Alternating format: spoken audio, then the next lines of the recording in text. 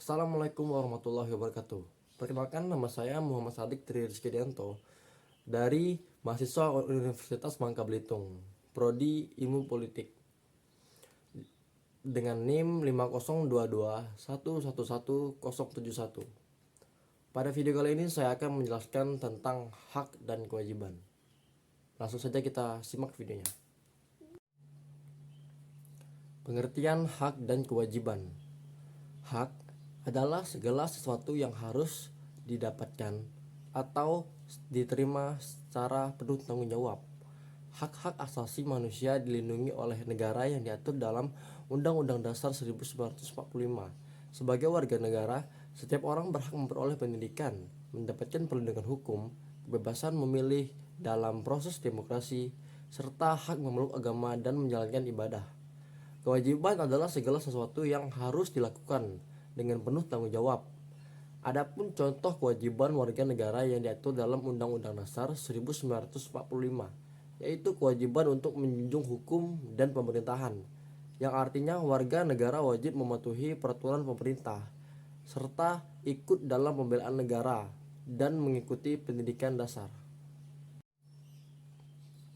Adapun pengertian hak dan kewajiban menurut para ahli. Menurut Profesor Dr. Notonegoro, beliau mengungkapkan bahwa hak adalah sebuah kuasa untuk menerima atau melakukan sesuatu hal yang semestinya diterima atau dilakukan.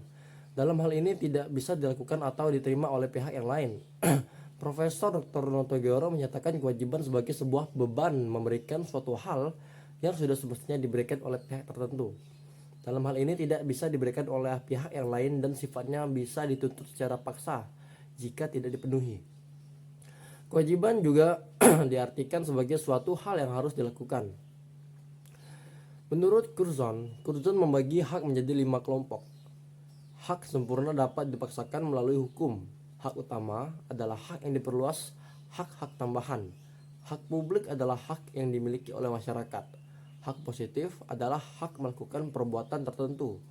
Hak milik adalah hak yang berhubungan dengan barang atau kedudukan.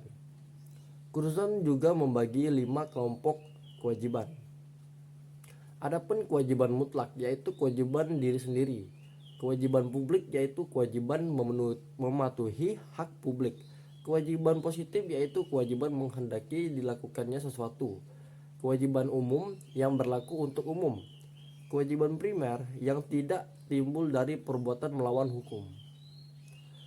Menurut Surjono Sukanto membedakan hak menjadi 2 pengertian, yaitu hak searah atau relatif dan hak jamak arah atau absolut.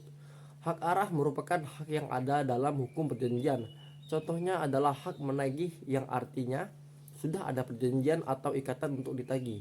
Sementara hak jamak arah terdiri dari 4 jenis. Hak pertama, hak dalam tuntutan hukum tata negara. Kedua, hak kepribadian atas tubuh dan kebebasan. Ketiga, hak kekeluargaan atas suami atau orang tua dan anak. Keempat, hak cipta dan hak atas merek atau paten. Menurut John Salmon membagi hak dalam 4 pengertian. Hak dalam arti sempit yaitu hak yang berpasangan dengan kewajiban. Hak kemerdekaan yaitu hak kebebasan tanpa melanggar hukum. Hak kekuasaan yaitu hak mengambil keputusan tanpa melanggar hukum. Hak kekebalan yaitu hak dibebaskan dari kekuasaan orang lain.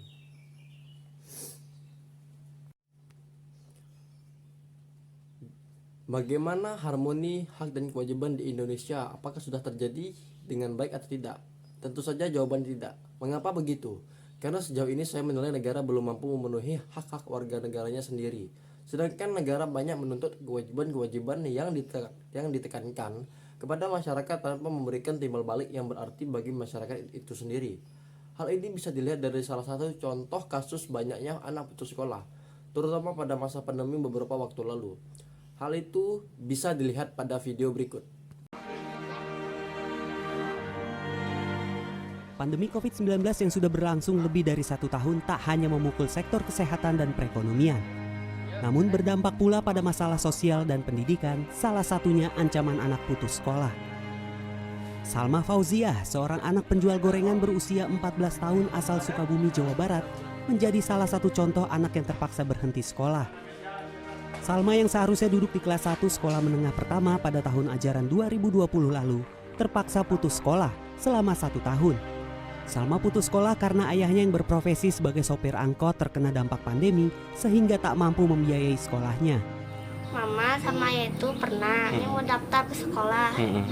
Sekolah itu belum bajunya, belum pendaftaran sampai ratusan gitu. Terus selain sekolah juga pernah pesantren juga pengen masuk. Tapi ya biaya kata orang gratis juga, tiap bulan juga harus bayar juga buat uang makan juga. Bapaknya juga angkot ya, sama pandemi udah PPKM-nya terus-terusan ya. Terus penumpang juga kan biasanya andalannya kan anak sekolah, guru ya kan. Ibaratnya drastis lah gitu Pak ya. Data Komisi Perlindungan Anak Indonesia yang didapat dari Badan Pusat Statistik menyebutkan bahwa sebelum pandemi COVID-19, angka putus sekolah di Indonesia berkisar 5,88% dari sekitar 82 juta anak di Indonesia. Jumlah ini diprediksi KPAI meningkat selama pandemi, disebabkan beberapa faktor seperti masalah ekonomi, pernikahan anak, hingga kecanduan game online. Ribuan anak itu ya terancam ya kehilangan hak atas pendidikan karena kondisi pandemi dan terpukulnya ekonomi keluarga. Nah itu sebenarnya kami yakin angkanya tinggi, hanya pendataan daerah mungkin tidak dilakukan. Komisioner KPAI mengakui pada 2020 lalu, dari pemantauan terhadap 49 sekolah di 21 kabupaten di 9 provinsi, didapati sebanyak 119 kasus anak putus sekolah karena menikah, 5 anak putus sekolah karena bekerja, dan 16 kasus anak putus sekolah lantaran tak mampu membayar SPP. Sementara pada 2021 data anak putus sekolah karena tak mampu membayar SPP didapati KPAI lebih besar lagi, yakni sebanyak 31 anak. Jumlah ini dinilai KPAI seperti fenomena gunung es, di mana kenyataan di lapangan diyakini lebih besar lagi. Nah pendataan itu bisa dilakukan mulai dari Dinas Pendidikan kan pasti dapat gampang sekali menggerakkan sekolah untuk memberikan laporan. Selama pandemi ini, berapa anak di sekolahnya yang putus sekolah. Yang kedua adalah ada Kartu Indonesia Pintar, ada Kartu Indonesia Sehat, ada PKH ya, yang program Keluarga Harapan. Nah, ini harusnya menyasar anak-anak ini. Usai kisahnya mencuat, beruntung Salma Fauziah pada tahun ajaran 2021 ini sudah dapat kembali bersekolah. Setelah mendapat bantuan dari sejumlah pihak, salah satunya dari Ketua Ikatan Adiaksa Dharma Karini Kabupaten Sukabumi. Salam bersyukur banget gitu. Sekarang Salma lanjutin sekolah lagi. Mungkin rezeki Salma sama keluarga Salma dibantu sampai ke buku-buku semuanya gratis. Sampai sekolah juga gratis. Salma bersyukur gitu, alhamdulillah. KPAI berharap pemerintah segera merespon cepat terhadap kasus anak putus sekolah di masa pandemi.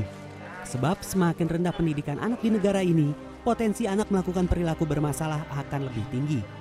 Selain itu sudah menjadi kewajiban negara untuk memenuhi hak pendidikan dan kesehatan bagi setiap warga negaranya. Tim Liputan CNN Indonesia. Video tadi tentu membuktikan bahwa hak-hak warga negara di Indonesia belum dipenuhi dengan baik. Hal ini sangat menjadi PR bagi pemerintah untuk terus melakukan evaluasi terhadap kebijakan-kebijakan yang masih berantakan dan memberatkan beban rakyat kecil. Mahasiswa memiliki banyak hal yang dapat dilakukan untuk mewujudkan harmonisasi di negara ini, seperti selalu meningkatkan wawasan dan daya berpikir kritis untuk membantu dan memberikan masukan-masukan kepada pemerintah untuk menyelesaikan masalah-masalah yang membuat masyarakat tidak dapat menerima hak-hak mereka dengan baik. Mahasiswa selaku agen perubahan tentu harus memiliki kemampuan untuk melakukan perubahan. Jika mereka mendengar atau melihat sesuatu yang salah dalam sistem di negara ini, mahasiswa juga harus selalu menyuarakan hak-hak warga negara yang tidak dapat dipenuhi oleh pemerintah, namun harus diiringi dengan kewajiban mereka dengan terus meningkatkan kemampuan mereka agar terus berkembang dan mampu meningkatkan sumber daya manusia di negara ini.